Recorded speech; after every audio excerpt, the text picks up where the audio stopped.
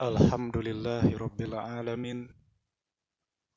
Ashhadu an la ilaha illallah wahdahu la syarikalah. Wa ashhadu anna Muhammadan abduhu wa rasuluh. Amma ba'd. Faqala an-nabiyyu sallallahu alaihi wasallam, Bunyal Islamu ala khamsin, syahadati an la ilaha illallah wa anna Muhammadar Rasulullah wa iqamis salati wa ita'iz zakati wal haji wa saumi ramadana. Para pemirsa, alhamdulillah pada kesempatan kali ini kita dapat dipertemukan kembali dalam keadaan sehat sehingga kita dapat membahas lagi berbagai permasalahan tentang saum. Pada kesempatan kali ini saya akan membahas tentang bahwa saum Ramadan itu di antara rukun Islam. Sebagaimana berdasarkan kepada hadis Ibnu Umar, Ibni Umar radhiyallahu anhuma qala, dari Ibnu Umar, semoga Allah meridhai keduanya, ia berkata, qala Rasulullah sallallahu alaihi wasallam, Rasulullah sallallahu alaihi wasallam pernah bersabda, Bunyal Islamu ala khamsin, Islam dibangun atas 5 perkara.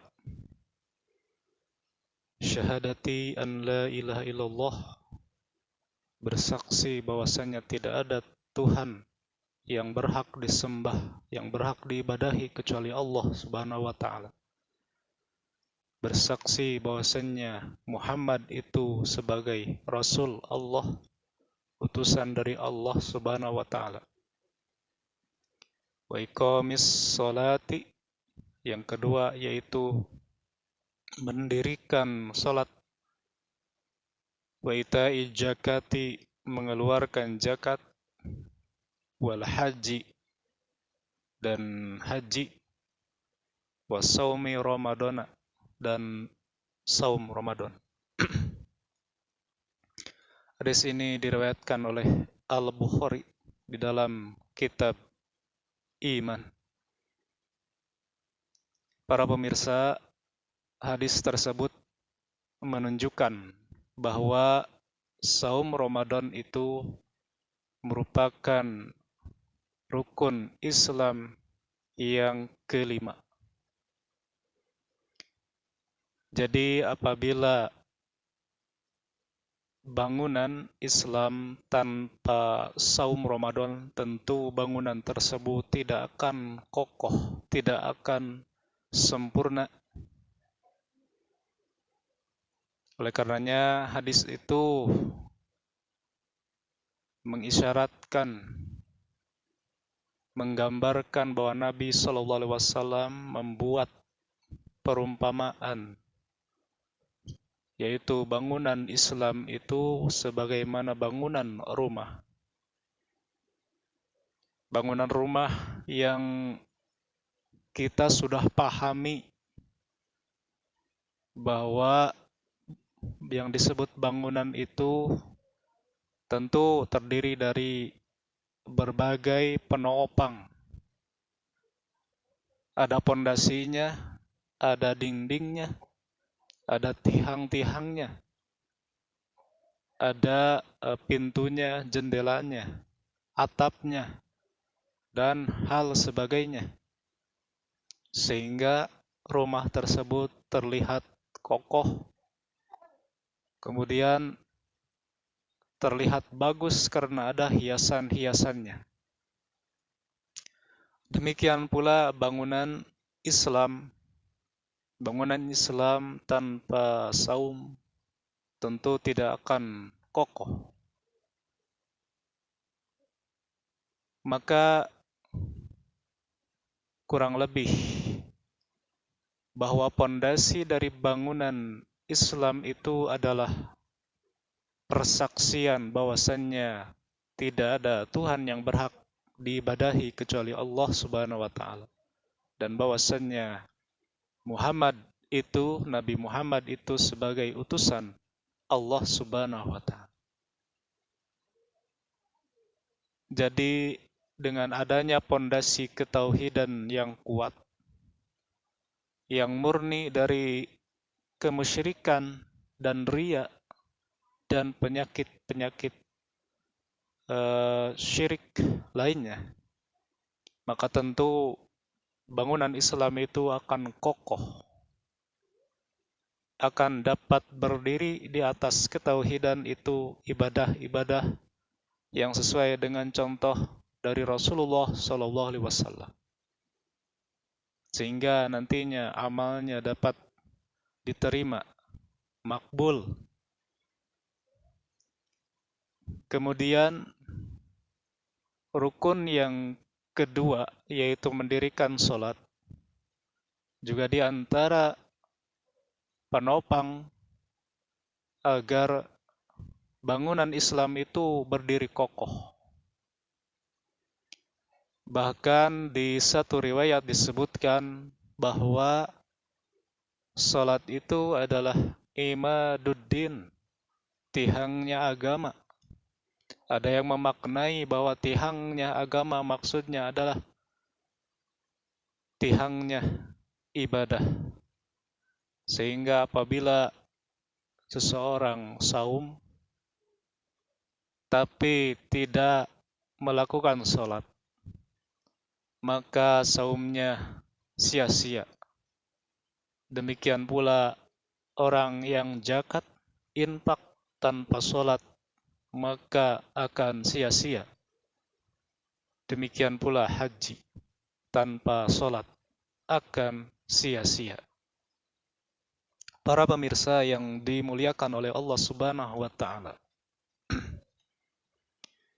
maka bangunan Islam akan kokoh dan sempurna bila ada 5 perkara tersebut.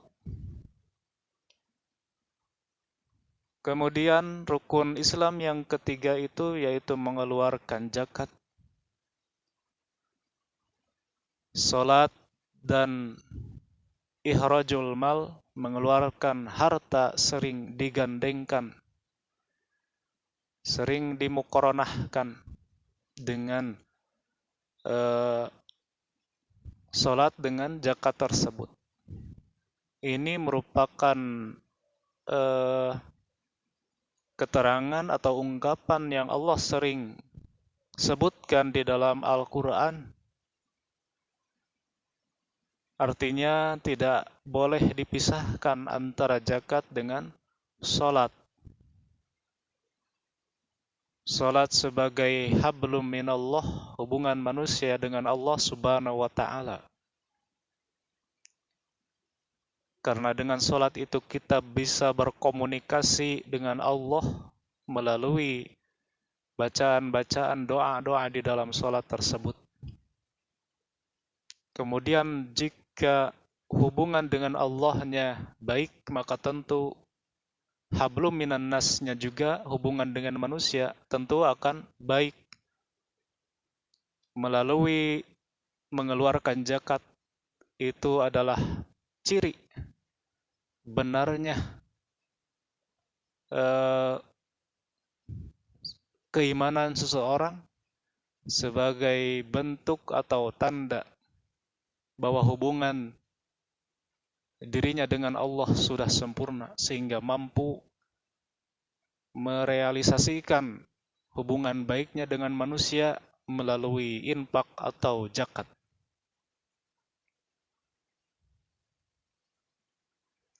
Para pemirsa yang dimuliakan Allah Subhanahu wa taala, maka jelaslah bahwa bangunan Islam itu akan kokoh dengan 5 perkara tersebut. Barangkali disebutkan 5 perkara ini sebagai hal yang paling penting di dalam membangun bangunan Islam. Karena di antara faedah hadis tersebut bahwa barang siapa yang tidak meyakini Allah sebagai Tuhannya dan Muhammad sebagai utusan Allah, maka orang tersebut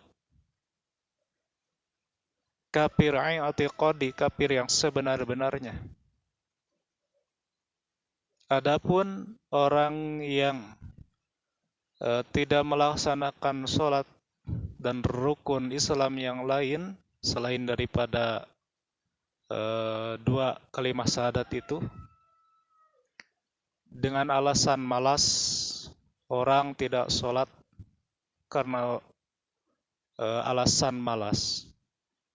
Orang Islam tidak zakat karena urusan atau karena malas gitu kan. Maka orang tersebut tidak dihukumi kafir i'tiqadi.